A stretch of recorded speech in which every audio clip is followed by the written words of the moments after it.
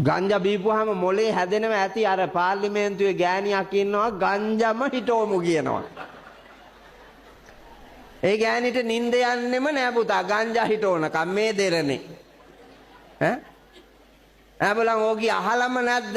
කොබෝනයි ලෙස වැඩුණු උග්ගස් සීනි සාදයි ගන්තලාවේ. නිකමටවත් කන වැටලා නැද්ද දන්න? ඈ?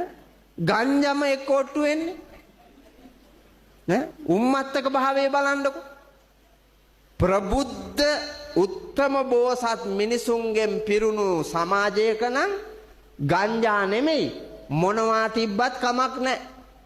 දැන් අපි ඉදිරියේ පුතා ගංජා තුනී කරලා තිබ්බත් ගැටලුවක් නැහැනේ. ඈ ගංජා තුනී කරලා තිබ්බත් ගැටලුවක් නැහැ. ගංජා වලින් මෙට්ටේ හදලා දුන්නත් ගැටලුවක් නැහැ. හැබැයි මේ ඔලොමල නැති මේකලා ඉදිරියේ ගංජා හැදුව ඉවරයි. අර ඇට දිරන අයිස් කියන එව්වත් ගිලින මේකලා ගංජා කාලා මැරෙයි. ඒ තරම් නසනාරි